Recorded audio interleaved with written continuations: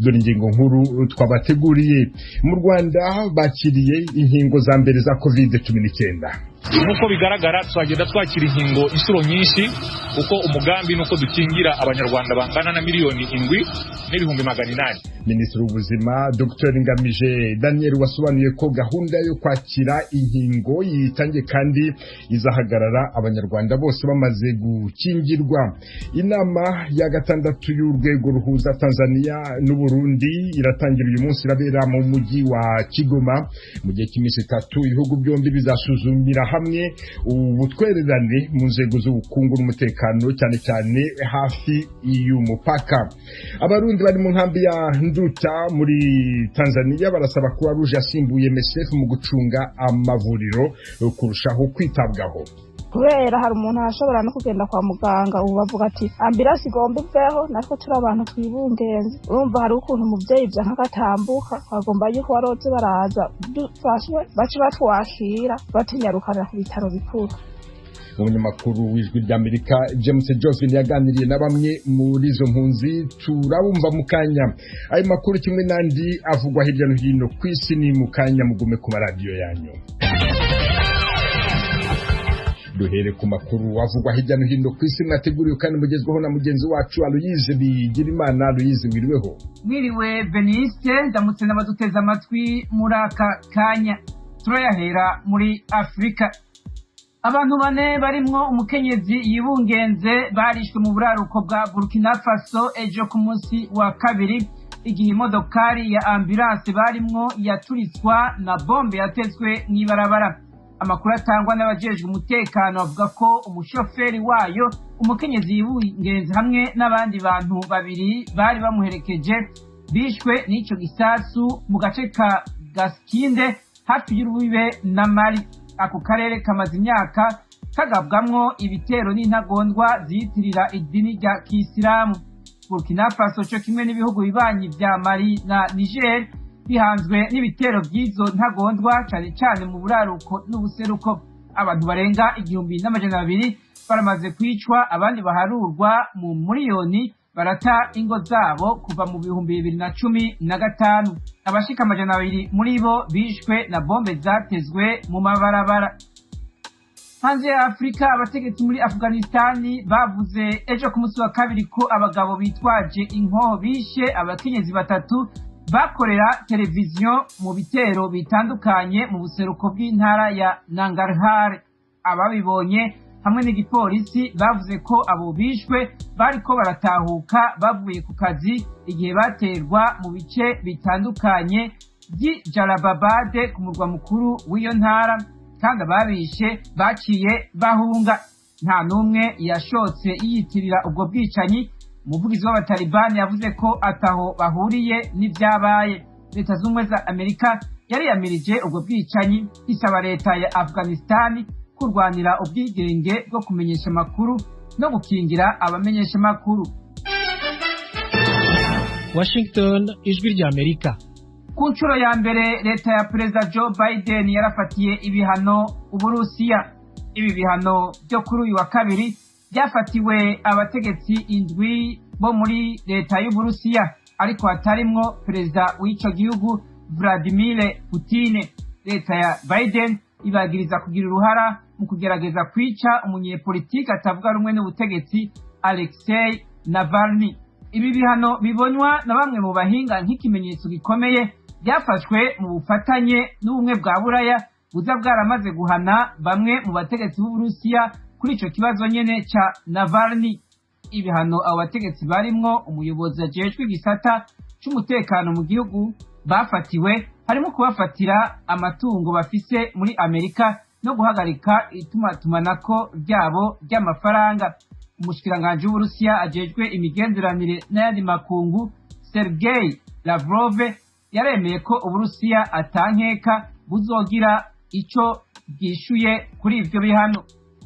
Tukibandanya ku makuru y'ibihano, Leta z'Ubumwe za Amerika yarahanye kandi ejo ku munsi wa kabiri abategetsi 2 bo ku rwego rwo hejuru b'umuhari w'abarwanyi b'abahuti muri Yemen, umuhari ufashwe mu mugongo na Irani. Ubushikiranganje bw'ikigega bwa Amerika bwavuze ko Mansur al-Saadi hamwe na Ahmad al-Ahsan al-Hamzi bagirizwa kuba hejuru y'ibitero uwo muhari ukora ku basivile ku bihugu bibanyi hamwe no ku bwato butwara ibidandaza mu mazi mpuzamakungu. Ambasaderi w'ubumwe bwa Buraya muri Venezuela yaravuye muri ico gihugu co muri Amerika y'ubumanuko ejo ku munsi wa kabiri inyuma yo kwirukanwa mu ndwi iheze ahowe ibihano abanyaburaya bafatiye Venezuela. Itegeko ryo kwirukana Ambasaderi Isabel Brillant Pedrosa umwenegihugu wa Portugal ryasohowe ku itariki ya 24 y'ukwezi kwa kabiri inyuma y'aho ubumwe bwa Buraya ufatiye ibihano bishasha abategetsi 19 ba Venezuela bahowe kubangamira demokrasi no guhungabanya agateka kazina muntu. Gushika ubu ubumwe bwa Buraya bumaze gufatira ibihano abategetsi 55 ba Venezuela. Ibihano bishasha birimo gufata amatungo y'abategetsi no kubabuza gufata ingendo. Bifashwe inyuma y'ishyirahamwe rya Buraya rihakaniye ibyavuye mu matora y'abashinga amateka yo mu kwezi kwa 12 yahaye Perezida Nicolas Maduro kugenzura inama nshinga amateka. Inyuma y'ingingo ya Venezuela yo kwirukana uwuserukira uwo muryango, Uburaya nabwo mu kwihora bwaciye butangaza ko ambasaderi wa Venezuela muri uwo muryango Claudia Salerno nawe atahuka.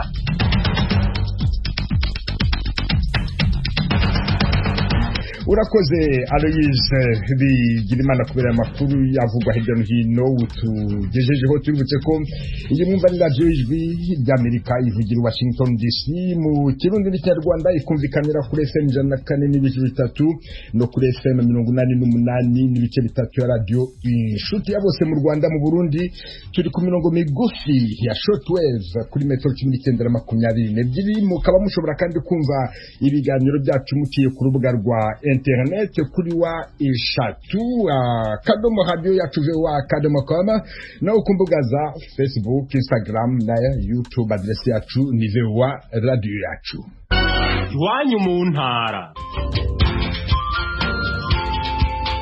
tuyagire mwisanzuye kw'Ijwi ry'Amerika. Ni kuva ku wa mbere gushika ku wa gatanu kuva isaha 7 gushika isaha 7:30 z'umutaga. Iwanyu mu ntara, iwanyu mu ntara, iwanyu mu ntara.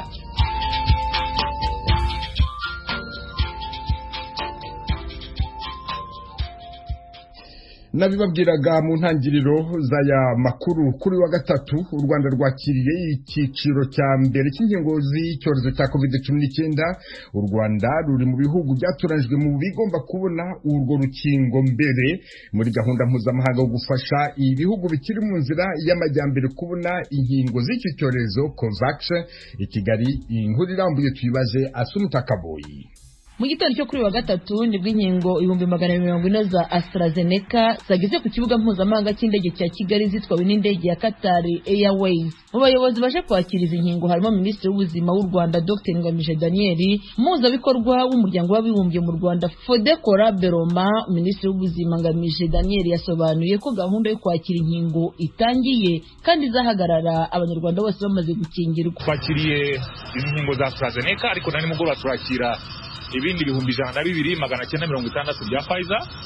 Nuko bigaragara twagenda twakira inkingo inshuro nyinshi kuko umugambi nuko dukingira abanyarwanda bangana na miliyoni 7,800. Bivuze yuko rero urugendo ruratangiye rwo kwakira inkingo uko ziboneka. Muzi ko ibihugu byinshi bizishaka ariko igihugu cyacu kirakora uko bishoboye cyose kugira ngo inkingo ziboneke tubashe gukingira abanyarwanda vuba, dusubire mu murimo, ibyaguma mu rugo tubivemo ahubwo dusubire ku kazi. Minisitiri w'Ubuzima Dr Ngamije yavuze ko ku ikubitiro izi nkingo zizahabwa abantu bose bakora mu bigendanye n'ubuzima, kuva ku bajyanama b'ubuzima kugera ku baganga bo mu bitaro bikuru, abakozi basanzwe bafasha mu kwirinda COVID-19 n'abantu basanzwe bafite indwara zidakira n'abakuze guhera ku myaka 65. Hari abaturage bataboneka muri iki cyiciro ariko bifuza ko nabizi nkingo zabageraho. Uyu ni umwe mu baganiriye n'Ijwi ry'Amerika utuye mu karere ka Gasabo mu mujyi wa Kigali. Ufite imyaka 60 kandi ni umunyerondo ushinzwe umutekano, nanjye urwo rukingo rwagombye kongeraho ushinzwe umutekano w'umunyerondo. Ni ukuvuga ngo nawe urifuza ko waba mu ba mbere barugezwaho? Nanjye nifuza ko urwo rukingo rwageraho kubera ko ushinzwe umutekano niba n'imyaka ntarayuzuza mfite 61 kandi noneho ndi Inkeragutabara nshinzwe umutekano. Minisitiri w'ubuzima yavuze ko u Rwanda rufite intego yo gukingira abanyarwanda bakaba miliyoni 8 ko ntawe ugomba kugira impungenge. Gahunda rwose irahari, abaturage batekane.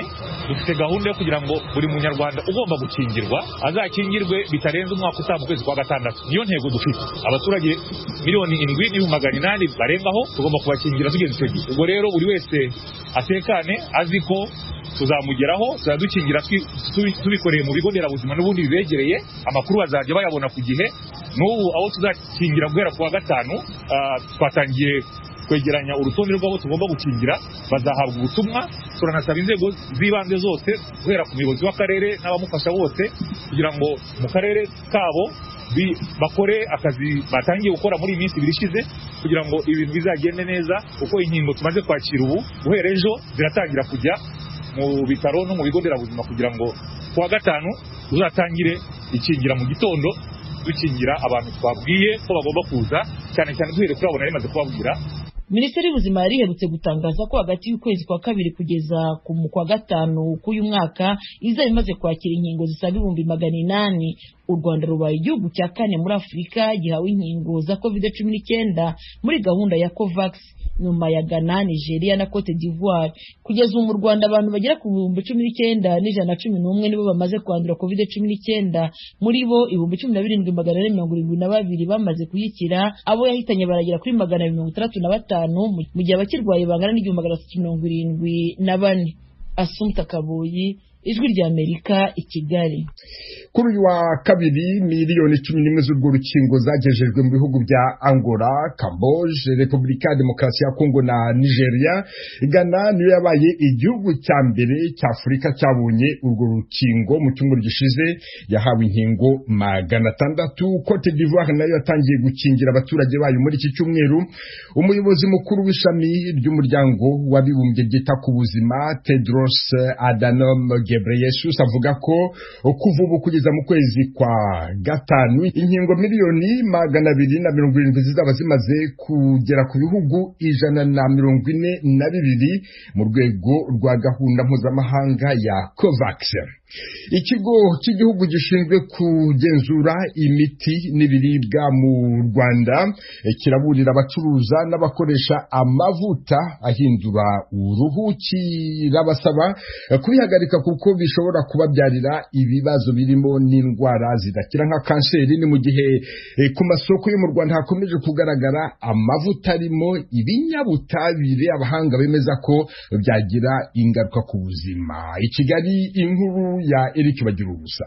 Umuburo w'ikigo cy'igihugu gishinzwe kugenzura ibiribwa n'imiti mu Rwanda kiwutanze nyuma yaho bigaragariye ko ku masoko yo mu Rwanda hakiboneka amavuta agaragaramo ibinyabutabire bitandukanye byagira ingaruka ku buzima bw'abayakoresha.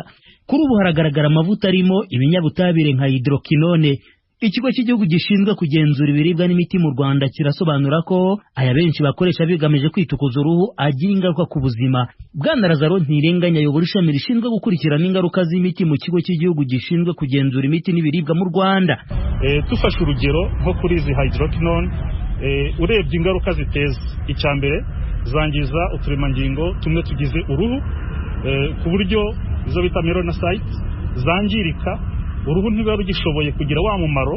Mu mumaro waryo harimo gukingira umuntu imirasire y'izuba ishobora kugira ingaruka ku buzima. Ikindi, uruhu ntiruba rugifite ubushobozi mu gihe umuntu yabikoresheje cyane bwo kurinda umuntu indwara zishobora guturuka kuri za mikrobe zitandukanye, za bakteri, amavirusi. Iyo ni inama rero natanga, nuko abantu bakwiye kwirinda gukoresha izi products zisukura zikanoza umubiri zirimo aya ingredient atemewe, kubwuko bishobora kugira ingaruka ari z'igihe gito ari n'igihe kirambye, kuko bishobora no kugeza umuntu ku kurwara za kanseri. Kugeza ubu abafatwa bacuruza aya mavuta arimo ibinyabutabire byagira ingaruka ku buzima barabihanirwa n'amategeko kuko baba bicuruzwa kandi yaraciwe ku butaka bw'u Rwanda. Abagabo 4 baherutse gutabwa muri yombi hano mu mujyi wa Kigali, nabo mu murenge wa Gatenga mu karere ka Kicukiro. 2 bahawe kuvugana n'itangazamakuru bambaye amapingu bari imbere ya polisi bemeza ko amavuta babafatanye bagiye bayarangura n'abandi bacuruzi kandi ko bo batari bazi ko yagira ingaruka ku buzima. Nyuma yo gutabwa muri yombi bakemera icyaha bakanagisabira imbabazi. Ntabwo nari mbizi kuko ngiye amakuru sinabashije kuyamenya, ariko bamaze kudusobanurira ko ariko bitemewe, natwe twabonye ko bitemewe, duhitamo kubisabira imbabazi kandi duhitamo no kubwira bagenzi bacu babikora ko batazongera kubikora kuko bitemewe n'amategeko.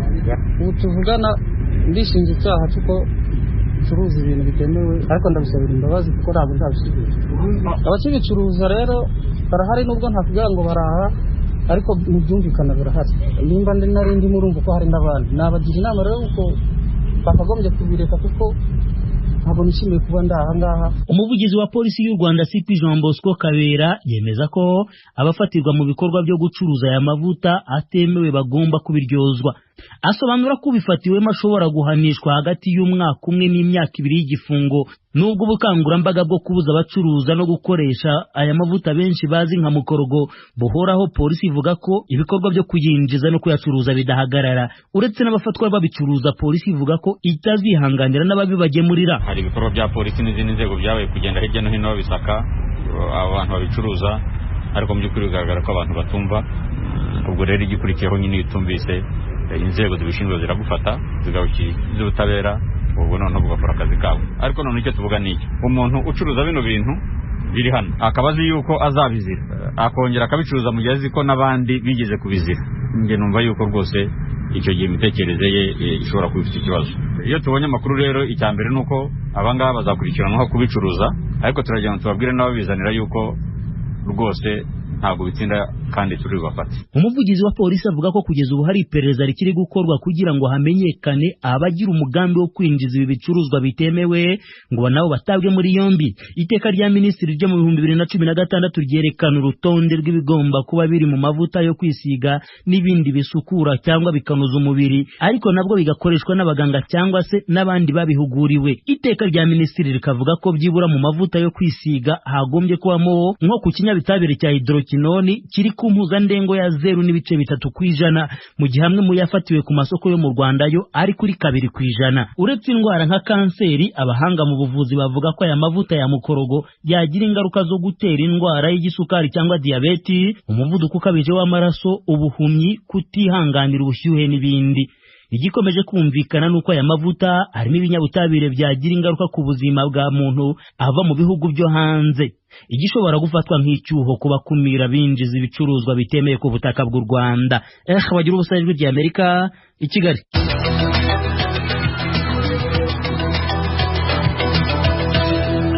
Washington, Ijwi rya Amerika. Mu Burundi hakomeje ibiganiro mu rwego rwo kwizihiza umunsi mpuzamahanga wahariwe umutegarugori uzaba ku itariki ya 8. Ibyo biganiro byahawe inyito ubukerebutsi bw'abakenyezi soko y'iterambere rya bose, byatangiriye kuri uyu wa kabiri Igitega ku murwa mukuru w'u Burundi, bigakomereza Ingozi kuri uyu wa gatatu, bikazasozerezwa i Bujumbura ku itariki ya 8.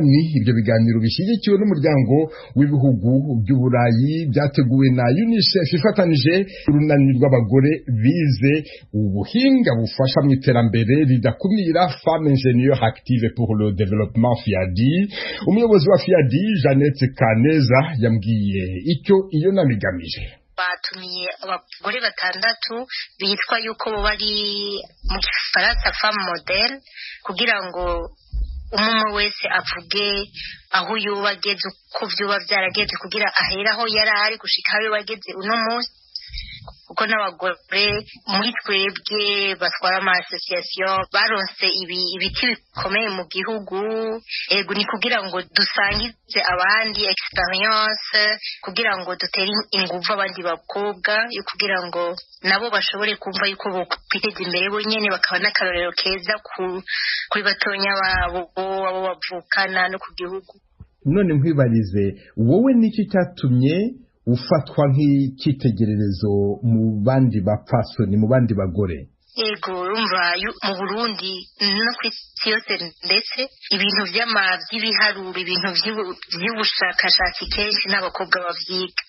Rero twashaka yuko icyo gihe turagerageza kugira ngo babone yuko birahari, tubereke yuko bihari kandi n'abakobwa bashobora kuvyiga, atari imyuga gusa y'abagabo ariko n'abakobwa ko bashobora kugira ico baterereye kandi aribo dushaka cyane rwose, kuko mu Burundi abakobwa nibo na benshi.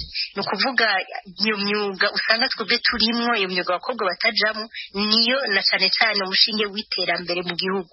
Natwe turakeneye, turiko twiteza imbere igihugu cacu, turakeneye intambwe ishimishije cyane y'umugore, turashaka ico umugore azana.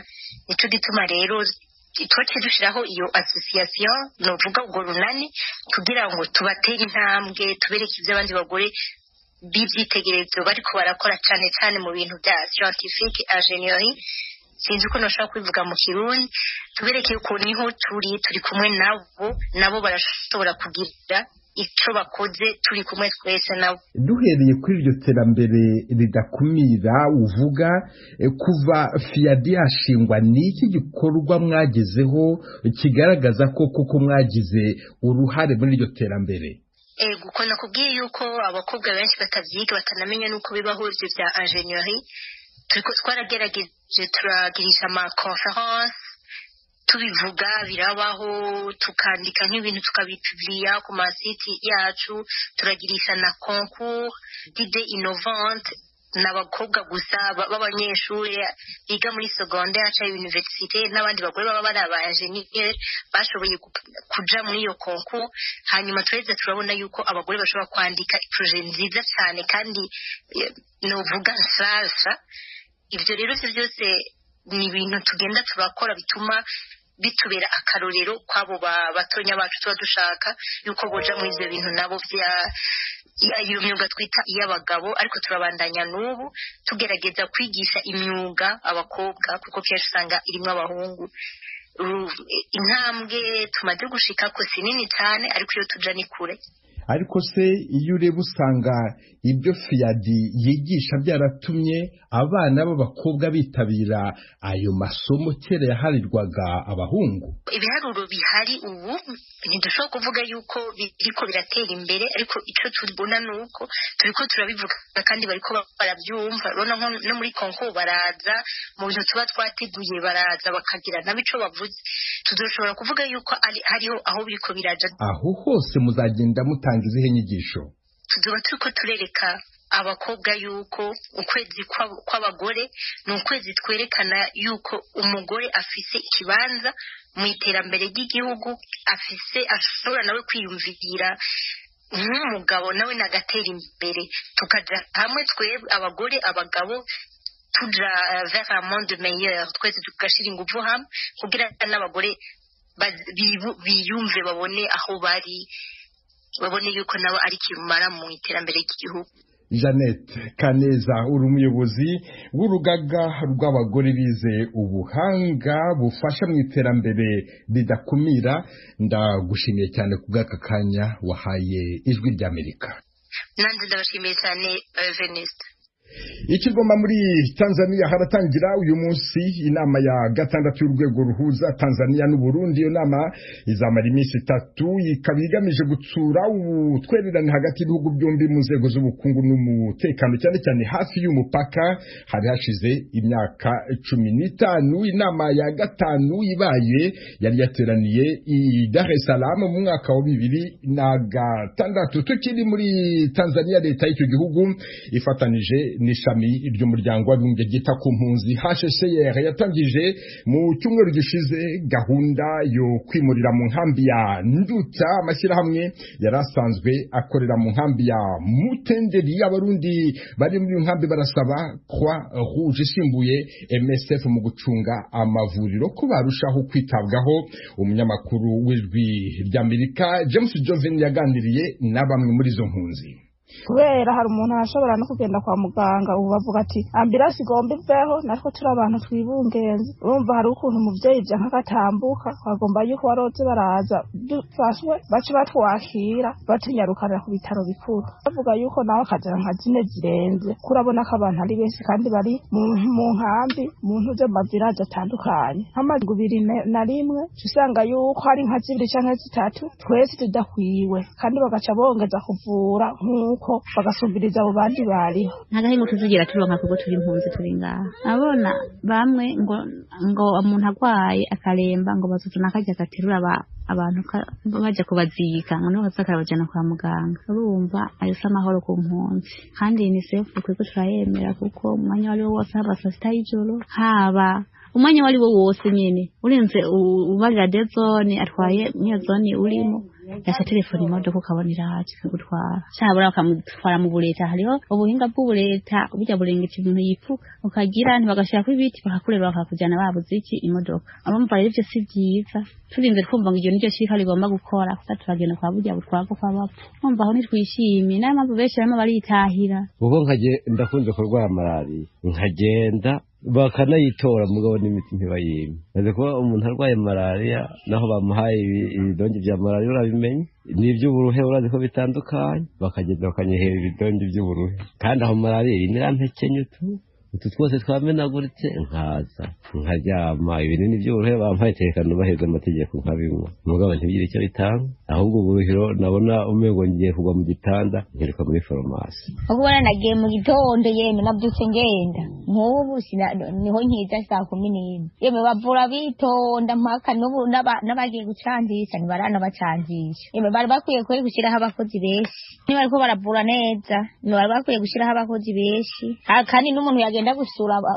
gusura wiwe kwera hamwe no kumuherekeje bakamuherekeje bavuze ngo na ambulance hari bari bakwiye kwigarukana nkuko yahahora umuntu nyewe w'umuvyeyi yafatwa bakaje baraza kumutora none ngo nikuze umuntu aragenda ngo n'amaguru ngo agenda ngo kwitaro bikuru ngo yumvishije ngo amerewe nabi ngo agenda kwitaro bikuru kandi ngo ari umuvyeyi ngo na ambulance hari none yitaweho n'abantu bose ariko ubwo buvuzi kari butwitayeho kandi bwadufasha ikintu kinini izo ni ngorane nyene dufise twebwe impunzi nayo mpamvu twese tugomba gutaha kandi ntibizoshika mu wa gatanu ngahakira abantu je niko mbona ko umuntu wese umubwiye icyo kibazo kirekanye n'ubuvuzi bose ntibacyakira neza ubwo buvuzi bwaje mu iyi minsi kuko ubwo ntituzokwemera kuba tugura imiti kandi turi impunzi amafarumasi ariho ku badandaza imiti nyene nk'iyo ku masoko kandi ubuvuzi bw'impunzi buhari bwagusa urumva si byiza nayo mpamvu twese dufite umugambi wo kwitahira nta n'amahoro tubifitiye ngaho nabona umuntu ashobora kurwara ikiburiraho ntabashe kugira ntakataremba gose ntagire ntaronke ingufu zo gushika hehe ku bitaro ho bari nyene ngo bapfe gupfumva haza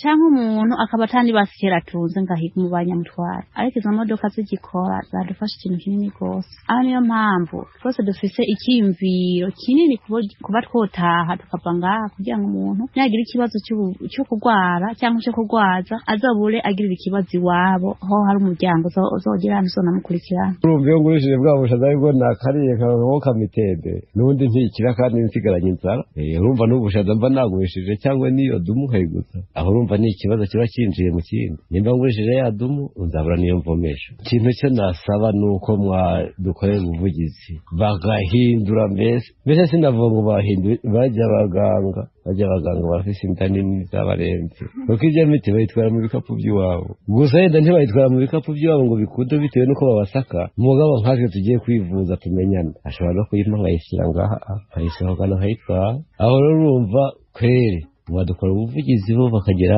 bagahindura barya abantu cyangwa se batanabahindura bakabakurikirana ku burebure bakareba nimba umuntu arwaye kuko aronka imiti impunzi z'abarundi ziri mu nkambi ya Nduta abari muri zone ya 14 mwese